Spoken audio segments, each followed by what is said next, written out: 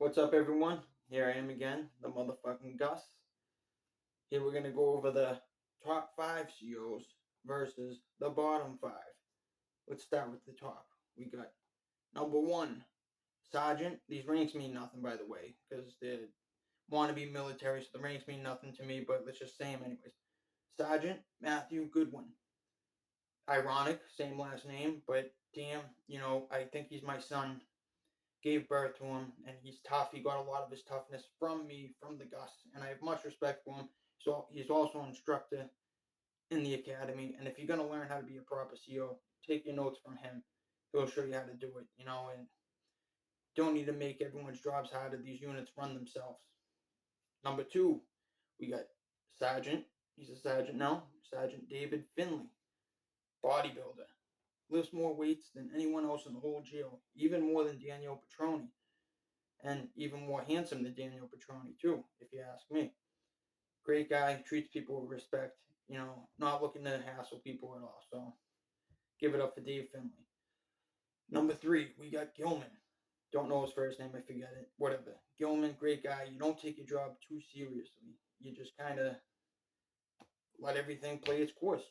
Just like Patrick Swayze said in Roadhouse. There's a time to be nice. Be nice until it's time not to be nice. And that's exactly how you guys should all do it. Number four, we got Black George Avail. Black George, he is one of the nicest gentlemen I've ever met in my life. He, Christian, he has all this upbeat personality, and just being around him boost up your spirit, especially me being in the hole and being in these dark places where I'm doing 23 and 1, hardly leaving the cell, got nothing, stressing, and George would always bring my spirit up. I have much respect for George a lot. Good guy. Number five, this is an iffy one. We got Pope, aka Poppy. They call him Pope. He's cool, but you got to be careful when you're talking to these COs because at the end of the day, all of them are COs. And, he's trying to get on that gang task force type thing, and you can't disclose personal information. You got to know what you're talking about. So you got to be low key, discreet, subtle about things. But yeah, you can shoot the shit, and they call it jeffing, but I don't care about that shit. As long as you're not jeffing too much. Like when I go to the bubble and I'm talking with a CO, I have that sense in my head when the jeffing has become too much, and it's time for me to walk away. You know what I'm saying? And always have someone with you too, so it doesn't look sketchy. But now let's get to the very bottom of the barrel. Biggest pieces of shit that exist in the whole jail, and they're making this money. Might as well be a disability check at the SSI because they do nothing, they serve no one, and they're just horrible people. We got number one, Michelle Mitchell. Michelle Mitchell, she is a beast. Fat, she really let herself go. She got a round face with little corn teeth. She's been around the block, and I'm not talking about the jail block. She's been around with every CO. I've heard all the stories and just how it goes. And you know, she's been beat up 3 times. At one point, this big motherfucker threw her in a trash can. You know why? That's what Michelle Mitchell is. She's a piece of trash. So be it. I'm glad for every one of those occasions. One occasion, the kid that beat her up, Lieutenant Jacob Menard stormed in. Jacob Menard's a big guy, and he heard he knocked the kid's teeth out. And you know what I say to that? Fuck you, Jacob Menard. You really, you're not tough, dude. You and your stupid army training and all that gay shit. Loser. You're a false patriot, Jacob Menard. All right. And then now, number two, Danielle Petroni lifts all these weights. She thinks she's pretty. She tries catching people, cheeking their meds, writes their D boards, and just gives everyone a hard time. And one thing that I'm happy about is one time I walked right up to Daniel Petroni and I said, Petroni, you are a fucking cunt. And within a couple of days, the lieutenant walks up to me and says, Goodwin, you're all stern, man. Pack your stuff, going to 120B game block right now. Because I call Petroni a cunt. I'm just saying it how it is. She knows she's a cunt. Everyone knows she's a cunt. That's Petroni. All right, so that's number two. Now, number three, we got Connor Houston. He's a newer guy. Thinks he's all that. When it's time to lock in, he goes, lock the fuck in the cell. Lock the fuck in the cell. Screaming. When it's time for movement, he says, get the fuck out now. And it's like you're treating us, you're dehumanizing us by doing that. Treat us with respect and dignity because it's just uncalled for, And if someone crosses the red line on a unit, He's so quick to say, "Oh, go lock in. You don't have your ID bracelet on? Go lock in." Instead of just saying, "Hey, look, don't let me see the ID. You missed it again. Put it on, and don't let me see it again, or I'm gonna have to write you up. Give you a warning. Warnings are good, you know." But he's just looking at power trip, and then he writes the fact that he has G-board, and he has a big smile on his face, and he sign it, and it's like, dude, you're a pussy, and he acts tough. He acts tough. You know what's tough is my son Matthew Goodwin. My son Matthew Goodwin. They're both the same stats, you know. And but Matthew Goodwin, no contest, no contest. Everyone knows what Matthew Goodwin could do to Connor Houston. Number 3, Colton O'Master. Was it number 3 or number 4? I forget. Colton O'Master. This guy is like a Nazi. He is like a robot Nazi. Goes up to people, always looking to write keyboards, flipping cells, you know, and just horrible guy, you know. And I see him talk with the other COs, and even then, he's still like a robot, you know. And it's usually guys like him that he reminds me a lot like Alex Wilson in his heyday when he was rising up. And you know, guys like him end up being captain, and they ruin the whole culture and the environment and the atmosphere of the jail.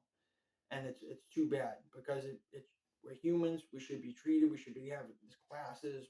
Rehabilitation should be. You know, they say that there's rehabilitation programs there. Well, how about they treat us as so? You know, and then Colton O'Master, who's after that? We got I don't know. I'm gonna have to think. You know, oh yeah, Keely Kochian. She's a little short girl. I guess she sings, but she's not very good at it. So when you sing and you're not good and you don't have any other options in life, you know what you do? You sign up to be a corrections officer. You know why? Because you can either do that or you could be a waitress. Not pretty enough to be some type of stripper. So corrections officer it is. You know, wearing those stupid combat boots, very not attractive. Nice. I can only imagine the sweatiness in those boots. But we got Kaylee, and she gives everyone a hard time. She's like in the middle. You know, she got this dainty little fupa. I don't mind a fupa here and there. You know, I don't mind. You know, play around with a little fupa. Super duper fupa is good for me, but whatever. You know, not everyone likes the fupas. So, but yeah, she, you know, gives people a hard time, and she yells and does this power trip stuff, and it's not right. Not right at all. You know, these units, they run themselves. There's nothing else that you got to do. You know, and then we got neutral COs. Guys that have been neutral. I've had my ups and downs with them, but neutral. Clancy. All right. Clancy is all right. Feldman. Brett Feldman. All right, Brett. Here you go. Shout out to Brett Feldman. Clancy. And then Charles Oba. He's also an instructor with Goodwin at the academy. Yeah, whatever. You know, but with Charles Oba in the hole, one day I put shit on the wall and he came in the cell, and that's where I came up with the term. I went up to him, I said, "Don't fuss with the GUS." And we just started dying laughing, and this was around like 2021, and it just clicked. And ever since then, I've been branding the GUS, you know, and branded it inside the jail. Here I am branding it on the outside. You know, there was this one time on Eyeball Watch that I had this new guy. He had just started the academy and just finished it. And he was on, they have the rookies do the eyeball, they have them do the shit jobs. And I'm talking to him, and he's talking about having all this anxiety. His name was Ganji. I forget his first name. If I knew his first name, I'd look him up. I don't know. Good guy. But I actually managed to get in this guy's head, and he was telling me how stressful it was, and maybe that this wasn't for him. And I concurred. I said, look, this job isn't for you. These people treat us like shit. Find something else. Find something else better to do. And you know what was great? After getting in the deep conversation with this man, Ganji, I found out 2 days later that he quit as a result of talking to the GUS, you know, after me spitting some true knowledge. And so I win. Like I would always tell the CEOs, I win. Na na na na na na. You lose. Na na na na na na. I do win. I beat up Wilson and Panzini. I managed to get one CEO to quit his job. He quit. That's it. So, you know, and there's so much more too. Like once I get other details, write it down. You know, I wish I could have them all listed out right now of all my accomplishments in there. But for now, this is it. So again, don't fuss with the GUS. Hope you enjoy. Like and subscribe. There's going to be more to come, including the fight with Wilson and Panzini. Do it for the GUS.